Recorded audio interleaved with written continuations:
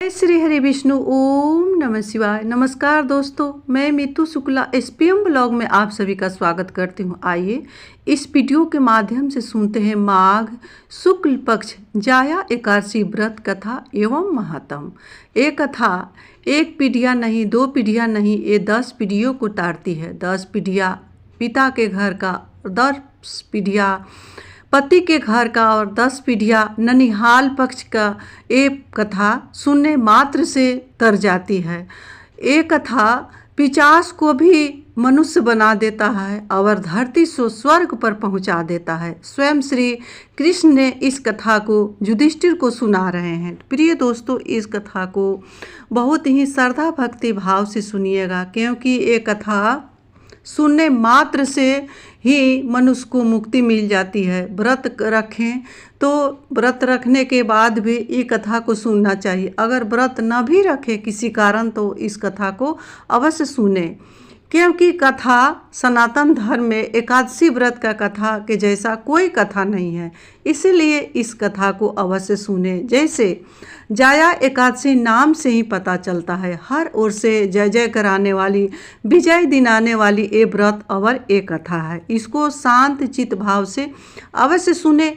Video अच्छा लगे तो लाइक भी करें, चैनल को सब्सक्राइब करें, बेल आइकन को प्रेस करें, जिससे मेरी वीडियो का न्यू नोटिफिकेशन सबसे पहले आप सभी के पास पहुंचे। प्रिय दोस्तों, मैं बता दूं कि कमेंट बॉक्स में ओम नमो भगवते वासुदेवाय अवश्य लिखें, क्योंकि ये विष्णु भगवान का बीज मंत्र है। इसको अधिक से अधिक बोलने और लिखने से ही विष्णु भगवान के साथ माँ लक्ष्मी की भी कृपा प्राप्त होती है। हिंदू धर्म में एकादशी का व्रत महत्वपूर्ण स्थान रखता है। प्रत्येक वर्ष में 24 एकादशियाँ होती है। जब अधिक मास या मलमास आता है तब इसकी संख्या बढ़कर 26 हो जाती है। जाया एकादशी के विषय में जो कथा प्रचलित है उसके अनुसार धर्मराज युधिष्ठिर भगवान श्री कृष्ण से निवेदन करते हैं कि माघ शुक्ल पक्ष एकादशी को किनकी पूजा करनी चाहिए। हे जनार्दन, आप कृपा करके मुझे बताइए तथा इस एकादशी का क्या महत्व है। युधिष्ठिर को श्री कृष्ण भगवान बताते हैं कि हे युधिष्ठिर, तुम बहुत श्रद्धा भक्ति भाव से सुनो। श्री कृष्ण कहते हैं माघ शुक्ल पक्ष एकादशी को जाया एकादशी कहते हैं। यह एकादशी बहुत ही पुण्यदायी है। इस एकादशी का व्रत करने से व्यक्ति नीच योनि जैसे भूत प्रेत पिशाच की योनि से भी मुक्त हो जाता है। श्री कृष्ण ने इस संदर्भ में एक कथा युधिष्ठिर को सुनाई है। जय श्री हरि विष्णु। ओम नमः शिवाय। हर हर महादेव। प्रिय दोस्तों, आइए सुनते हैं जाया एकादशी व्रत कथा। नंदन वन में उत्सव चल रहा था। इस उत्सव में सभी देवी देवता, सिद्ध, संत और दिव्य पुरुष विराजमान थे। उस समय गंधर्व गायन कर रहे थे और गंधर्व कन्याएं नृत्य प्रस्तुत कर रही थी।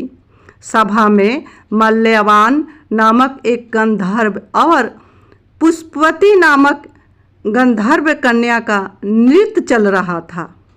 इसी बीच पुष्पवती की नज़र जैसे ही मल्यवान पर पड़ी, वह उस पर मोहित हो गई। पुष्पवती सभा की मर्यादा को भूलकर ऐसा नृत्य करने लगी कि मल्यवान उसकी ओर आकर्षित हो गया। मल्यवान गंधर्व कन्या की भंगिमा को देखकर सूध बूध खो बैठा और गायन की मर्यादा से भटक गया, जिससे सुर ताल उसका छोड़ गए। इंद्र को पुष्पवती और मल्यवान के अमर्यादित कृत्य पर क्रोध आया और उन्होंने दोनों को श्राप दे दिया कि हे पुष्पवती, हे मल्यवान, आप स्वर्ग से वंचित हो जाएं और पृथ्वी पर निवास करें। मृत्यु लोक में अति नीच पिशाच योनि आप दोनों को प्राप्त हो। इस श्राप से तत्काल दोनों पिशाच बन गए और हिमालय पर्वत पर एक वृक्ष पर दोनों का निवास बन गया। यहाँ पिशाच योनि में इन्हें अत्यंत कष्ट भोगना पड़ रहा था। एक बार माह की शुक्ल पक्ष की एकादशी के दिन दोनों अत्यंत दुखी थे। उस दिन वे केवल फलाहार रहे। रात्रि के समय दोनों को बहुत ठंड लग रही थी, अतः दोनों रात भर साथ बैठकर जागते रहे। ठंड के कारण दोनों की मृत्यु हो गई और अनजाने में जया एकादशी का व्रत हो जाने से दोनों को पिशाच योनि से मुक्ति मिल गई। अब मल्यवान और पुष्पवती पहले से भी सुंदर हो गई और स्वर्गलोक में उन्हें स्थान मिल गया। देवराज ने जब दोनों को देखा तो चकित रह गए और पिशाच योनि से मुक्ति कैसे मिली यह पूछा।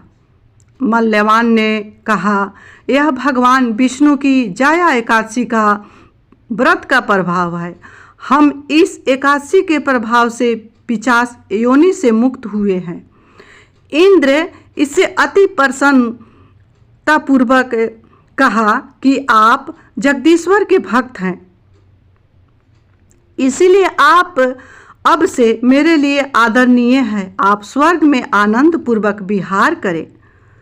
कथा सुनकर श्री कृष्ण ने यह बताया कि जया एकादशी के दिन जगतपति जगदीश्वर भगवान विष्णु की सर्वथा पूजनीय माँ लक्ष्मी के साथ विष्णु भगवान का पूजन करना चाहिए। जो श्रद्धालु भक्त इस एकादशी का व्रत रखते हैं उन्हें 10वीं तिथि से एक समय आहार लेना चाहिए। इस बात का ध्यान रखें कि आहार सात्विक हो।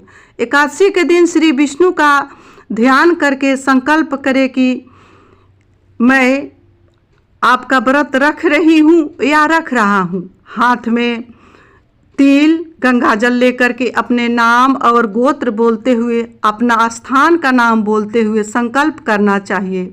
संकल्प करने के बाद धूप दीप चंदन फल तिल एवं पंचामृत से विष्णु भगवान की पूजा करें। पूरे दिन व्रत रखें। संभव हो तो रात्रि में भी व्रत रखकर जागरण करें। अगर रात्रि में व्रत संभव न हो तो फलाहार कर सकते हैं। द्वादशी के दिन ब्राह्मणों को भोजन करवाकर उन्हें जनेऊ सुपारी देकर विदा करें, फिर भोजन करें। इस प्रकार नियम निष्ठा से व्रत रखने से व्यक्ति पिशाच योनि से भी मुक्त हो जाता है। जय श्री हरि विष्णु। ओम नमः शिवाय। प्रिय दोस्तों, इसी के साथ मैं अपने वाणी को विष्णु भगवान संवरिया सरकार राधा रानी के चरणों में विराम दे रही हूँ। मिलती हूँ अगले वीडियो में, तब तक के लिए इतना ही। हर हर महादेव।